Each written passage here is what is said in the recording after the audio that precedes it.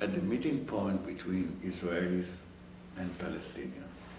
We are, according to our origin, we are Israelites, part of the Israelite nation, Am Israel, the people of Israel. But for the last 75 years, since we were in 1917, we were only left 146 individuals of our nation. We are, for the last 3 generations, in a process of survival. But we don't have control about what's happening in this area. The land of Israel, during the whole generations, was, still is, and will be a place of the political interest of the superpowers. Once we call them Babylon, Persia, Rome, before Rome, Greece, Rome, and after that the Muslims of Muhammad, and after that the Crusaders, different wild tribes that came even from Mongolia and persecuted and destroyed the land during the 13th century. And the Mamelukes after that. And after that, the Ottoman, the Turks that came and reigned the land for 400 years. So I don't have enough fingers and toes in my feet to count all nations that came and persecuted the inhabitants of the Holy Land. Look what happened to the Jews. Why we have to speak about Samaritans? When you want to link the existence of Judaism today in the land of Israel, it linked with one family that lived in the village of Pekin, that them and their forefathers never left the land. So today, like 13 to 14 million Jews that there are in the world, linked with one family with their existence in their land. So you will understand what happened to the Samaritans. When you have control on the land of Israel, that it is the strip that connected Asia and Africa, and at the same time this is a gate to the Middle East, you have control on the whole Middle East.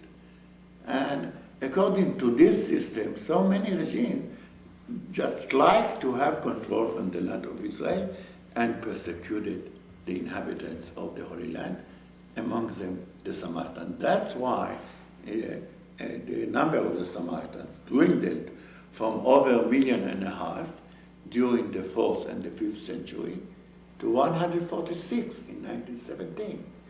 So after the Six-Day War, we took that policy to live in peace with every entity in the area.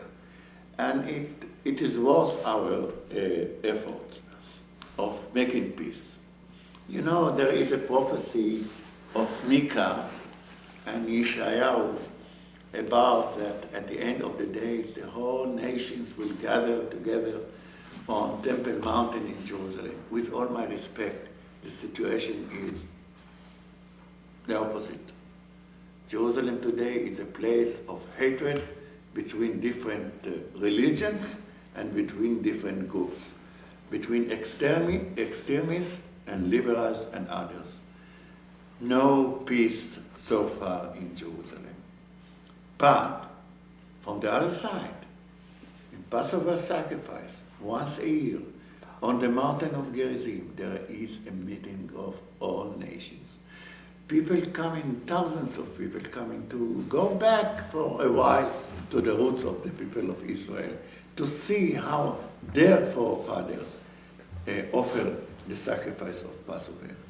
And we can see there among the people, Japanese and Koreans and Chinese and Americans and South Americans and Africans and but the most special guests are the Israeli officers and the Palestinian officers.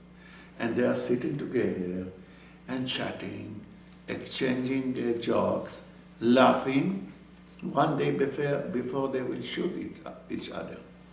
But for that day, they are living in peace. That's why we just, just gave us the idea, why not utilizing the moment to be a bridge of peace between Palestinians and Israelis. And for that, we have built a peace center on the mountain.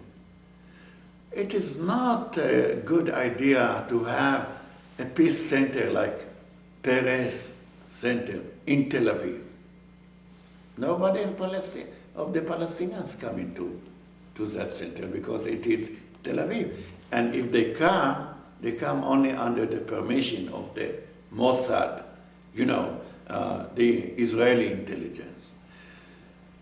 And this is not wise to have a Palestinian center of peace in Ramallah because nobody of the Israelis permitted to go into Ramallah.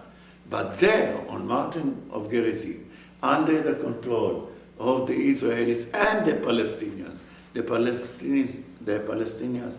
administratively, and the Israelis military, and they both control the area. And there, groups of Israelis and Palestinians meet all the year. Not only that, we have a basketball team in Holon that play in the National Israeli League, and we have basketball team on Mount Gerizim that play in the Palestinian National League. This is the way that we are making peace, and this is the way that we get respect from others. And for that matter, we produced the first Samaritan Middle of Peace. From one side there is the Forum of Mount Gerizim, and from the other side, the Good Samaritan story. But on the circle, it's written, Yevachecha Hashem ve'ishmarecha, means God will bless you and will keep you. And from the other side, it's written in ancient Hebrew, Yasim li shalom bechol makom. God will dwell peace for me in every place, or will bestow peace in every place. We've been speaking with Binyamin Tzedakah, a true and good Samaritan, and it's been a great pleasure having you here on Rabbi Rock, and I'm sure that our viewing audience will find it very, very interesting. Thank you very much.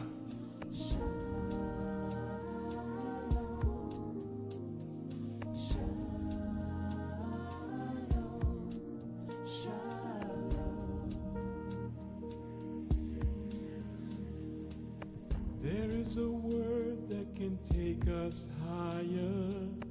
There is a word that can soothe our soul, heal our hearts and fill all desires. It's a word that can make us whole.